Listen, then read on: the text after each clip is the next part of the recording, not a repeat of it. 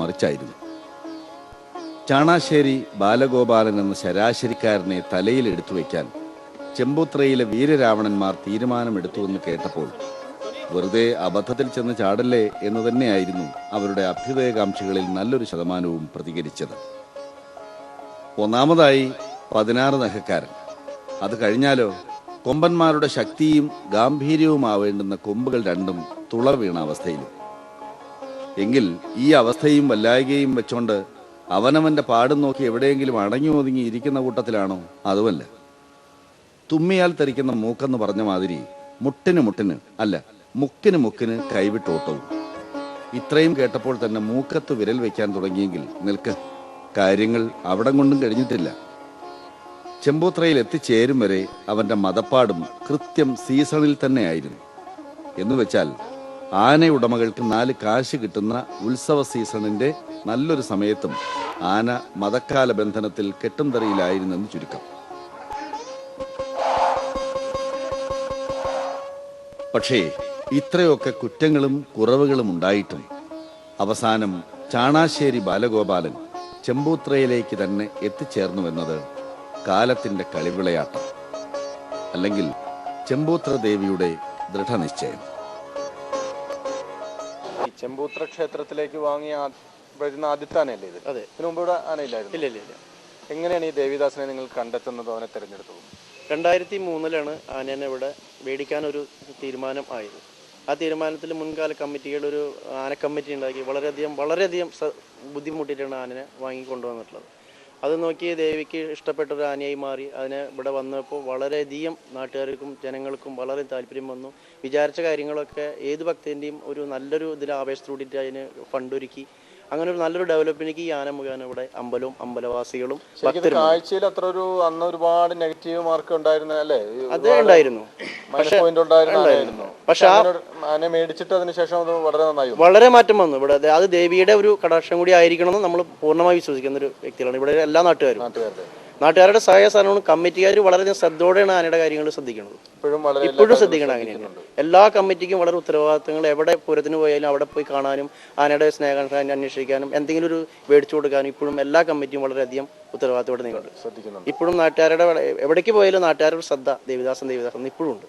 അതിന്റെ ഒരു ഗുണമായിരിക്കും ആനയിൽ കാണുന്നുണ്ട് ഒരു മാറ്റം. എപ്പോഴും നമ്മൾ ഒരു തല്ലോടൽ വരുമ്പോൾ അതിനൊരു മാറ്റം ഉണ്ടാവില്ല. നീളൻ കൊമ്പുകൾ മുറിക്കുന്നതിൽ വന്ന വീഴ്ച, അല്ലെങ്കിൽ കണക്കുകൂട്ടലിലുണ്ടായ പിശക്, അങ്ങനെയായിരുന്നു ഇടക്കാലത്ത് ചാണാശ്ശേരി ബാലഗോപാലന്റെ കൊമ്പുകളിൽ തുളകൾ ഉണ്ടായത്. 16 നഖങ്ങൾക്ക് പുറമേ കൊമ്പുകളും പ്രശ്നമായതോടെ ആനയുടെ കാര്യം പോക്കെന്ന് തന്നെ ഒരുവിധപ്പെട്ടവരൊക്കെ വിധിയെഴുതി. അതിനിടയിലാണ് ചാണാശ്ശേരിയിൽ നിന്നും ചെമ്പൂത്രയിലേക്ക് അവൻ എത്തിച്ചേർന്നത്. കൊടുങ്ങല്ലൂർ കാവിലെ അമ്പലവാസിയായതോടെ അത്ഭുത പ്രവർത്തനങ്ങളുടെ തിരയടിച്ചാർക്കൽ എന്ന് പറഞ്ഞതുപോലെയായി ആനയിൽ വന്ന മാറ്റങ്ങൾ. 2 കൊമ്പുകളിൽ ഒന്നിന്റെ പഴുപ്പും തുളയും നിശേഷം സുഖപ്പെട്ടു. ഓരോ മുറിക്കൽ കഴിയുന്തോറും മറ്റേ കൊമ്പിന്റെ ദീനവും കുറഞ്ഞു വന്നു. അവിശ്വസനീയമാം വിധം ആനയുടെ മതപ്പാട് സമയത്തിലും മാറ്റം വന്നു. എന്നുവെച്ചാൽ ആ അസ്ക്യത ഉത്സവ സീസണിൽ നിന്നും ഓഫ് സീസണിലേക്ക് മാറിക്കിട്ടി. ഇന്നിപ്പോൾ പഴയ ചാണാശ്ശേരി ബാലഗോപാലന്റെ വീരശൂര പരാക്രമങ്ങളെക്കുറിച്ച് ഓർമ്മയുള്ളവരാരെങ്കിലും എന്നാലും ഈ ചിച്ചിന്റെ ഒരു നാട് വിടണമെന്ന ശരിയാ എന്ന മട്ടിൽ തട്ടിമൂളിച്ചാൽ കവിളൊന്ന് വീർപ്പിച്ചും മുഖം അല്പം വക്രിച്ചും അവരെ തെറ്റിദ്ധരിപ്പിക്കാൻ ശ്രമിച്ചുകൊണ്ട്, ഹേയ്, നിങ്ങൾ ഉദ്ദേശിക്കുന്ന ആന ഞാനല്ല, അത് ചാണാശ്ശേരി ബാലഗോപാലൻ, അവന്റെ ആ തെമ്മാടിയുടെ കഥ കഴിഞ്ഞില്ലേ എന്ന് ഒറ്റ ശ്വാസത്തിൽ പറഞ്ഞൊപ്പിച്ച ശേഷം രണ്ടാമതൊരു വട്ടം കൂടി തന്റെ മുഖത്ത് സൂക്ഷിച്ചു നോക്കാൻ അവർക്ക് അവസരം നൽകാതെ അവൻ തിരിഞ്ഞു നിന്നുകളയും. ഏതാനും വർഷം മുമ്പ് വരെ കുളിയായിരുന്നു ദേവിദാസന്റെ അലർജി. നിത്യേനയുള്ള കുളി ഇവന് ചതുർത്ഥിയാണ്. കുളിയുമില്ല ജപവുമില്ലാതെ മാസങ്ങളോളം ചിലപ്പോൾ വെള്ളത്തിലിറങ്ങാതെ കഴിഞ്ഞിരുന്ന ഉത്തരേന്ത്യൻ ശീലത്തിന്റെ ബാക്കിപത്രമാവാം ഇവന്റെ ഈ കുളിമടി. കുളിപ്പിക്കാനാണ് കൊണ്ടുപോകുന്നതെന്നും ചങ്ങല അഴിക്കുന്നതെന്നും ബോധ്യമായാൽ ദേവിദാസൻ ഇത്തിരി വട്ടം തിരിയലും മസിലുപിടുത്തവും നിലങ്കയ്യടിയും ഒക്കെ തുടങ്ങും. പക്ഷേ അതിരാവിലെ എഴുന്നേറ്റ് കുളത്തിലേക്ക് ചാടാൻ ഇത്തിരി മടിയാണെങ്കിലും കുളി കഴിഞ്ഞ് ഈറൻ മാറിക്കഴിഞ്ഞാൽ പിന്നെ സർവത്ര ശുദ്ധിയും വൃത്തിയും നോട്ടമുള്ള ഒരു തറവാട്ടുകാരനവരുടെ മനസ്സുണ്ട് ഈ ചെമ്പൂത്ര ചെക്കന്. നല്ല ശുദ്ധമായ വെള്ളമേ കുടിക്കൂ. എന്തിന്, കൈകാൽ നനയ്ക്കുന്നതിന് പോലും വൃത്തിയുള്ള വെള്ളം വേണമെന്ന കാര്യത്തിൽ തെല്ലും വിട്ടുവീഴ്ചയില്ല. എവിടുന്നെങ്കിലും വെള്ളം കുടിക്കും മുമ്പ് ആദ്യം ഒരു കൈ കോരി കൈയും കാലുമൊക്കെ ഒന്ന് നനച്ച് വൃത്തിയാക്കിയിരിക്കുമെന്നും ഇവന്റെ ആരാധകർ സാക്ഷ്യപ്പെടുത്തുന്നു. അതെ, ആനകളുടെ ചിട്ടവട്ടങ്ങളും ചില ശീലങ്ങളും നോക്കി അവയുടെ ജാതി ഗണിക്കുന്ന ചാതുർവർണ്ണ്യക്കാരുടെ ഭാഷയിൽ പറഞ്ഞാൽ ചെമ്പൂത്ര ദേവിദാസൻ ബ്രാഹ്മണനാണ്, അഥവാ ബ്രാഹ്മണ ഗണത്തിൽപ്പെടുന്ന ഗജരാജനാണ്.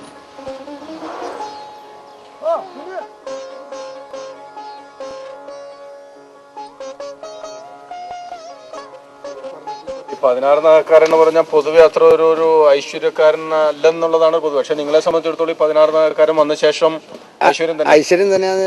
ക്ഷേത്രത്തിന്, ദേവി ക്ഷേത്രത്തിലേക്ക് 16 നഗമുള്ള ആന വളരെ ഉത്തമമാണ്. വീട്ടിലാണ് ആന ശല്യക്കാരൻ. പിന്നെ ഇവിടെ വന്നിട്ട് ആന വളരെയധികം ഐശ്വര്യത്തിലാണ് നീങ്ങിക്കൊണ്ടിരിക്കുന്നത്. യാതൊരു പ്രശ്നങ്ങളും ഇതുവരെ ഉണ്ടാക്കിയിട്ടില്ല, ഒന്നും ഉണ്ടായിട്ടുമില്ല.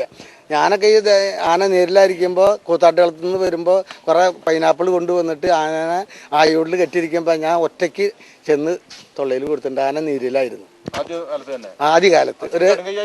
അത് കടുങ്കൈയായില്ല.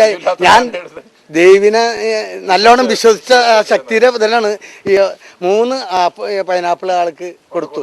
രാത്രി എൻ്റെ ഭാര്യയും കുട്ടിയും കാറിലിരിക്കുക, ഞാനത് ആനയ്ക്ക് കൊണ്ടുവരാം, ആന നീരാണല്ലോ എന്ന് പറഞ്ഞു. ഞാൻ ദേവിനെ വിചാരിച്ചിട്ട് ദേവിയുടെ മുതലല്ല, ദേവി എന്നെ എന്തെങ്കിലും ചെയ്യുമോയെന്ന് വെച്ചിട്ട് ഞാൻ പിന്നെ ബാക്കിയുള്ളത് പിറ്റേ ദിവസം കാലത്ത് കൊണ്ടുകൊടുത്തു. കേരളത്തിലെ തന്നെ പേരുകേട്ട ഉത്സവങ്ങളിൽ ഒന്നിന് വേദിയാവുകയും അങ്ങനെ എല്ലാ പേരുകേട്ട ആനകളും ഒത്തുചേരാറുള്ളതുമായ ചെമ്പൂത്ര ക്ഷേത്ര ദേവസ്വത്തിന് സ്വന്തമായി ഒരാന വേണമെന്ന മോഹമുദിച്ചപ്പോൾ പലതിനെയും നോക്കി പലതിൻ്റെ പിന്നാലെയും ചുറ്റി വിഷമിച്ച് അവസാനം കിട്ടിയതുകൊണ്ട് തൃപ്തിപ്പെട്ട ഒരു കോംപ്രമൈസ് കാൻഡിഡേറ്റ് ആയിരുന്നു അന്നത്തെ ചാണാശ്ശേരി ബാലഗോപാലൻ. പക്ഷേ ദേവിദാസന്റെ ജാതക വഴികൾ പരിശോധിച്ചാൽ എപ്പോഴായാലും ഇവൻ ഇവിടേക്ക് എത്തിച്ചേരേണ്ടവൻ തന്നെയായിരുന്നു എന്ന് വിശ്വസിക്കാനാണ് നാട്ടുകാർക്കിഷ്ടം. അവരുടെ നോട്ടത്തിൽ, അവരുടെ ഭാഷയിൽ അതിൻ്റെതായ ഒരുപാട് നിമിത്തങ്ങൾ ദേവിദാസന്റെ നടവഴികളിൽ തെളിയുന്നുമുണ്ട്.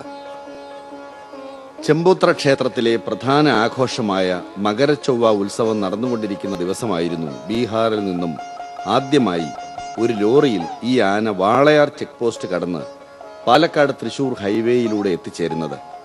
അതായത് ജീവിതത്തിൽ ആദ്യമായി ഇവൻ കണ്ട അല്ലെങ്കിൽ കേട്ട പ്രധാന ആനപ്പൂരം എന്ന് പറയുന്നത് 10-40 ആനകൾ ഒന്നിച്ചണിനിരന്ന ചെമ്പൂത്ര മകരച്ചൊവ്വ തന്നെയായിരുന്നു എന്ന് വേണം വിശ്വസിക്കാൻ. മലയാള മണ്ണിൽ എത്തിക്കഴിഞ്ഞ് അന്നത്തെ ഉടമയായ ചാണാശ്ശേരി വിജയന്റെ കാര്യക്കാരനായി നിൽക്കുമ്പോൾ തന്നെ പാമ്പുമേക്കാട്ട് മനക്കലായിരുന്നു കുറെ കാലം ഇവന്റെ വൈപ്പം കുടിയുമെല്ലാം.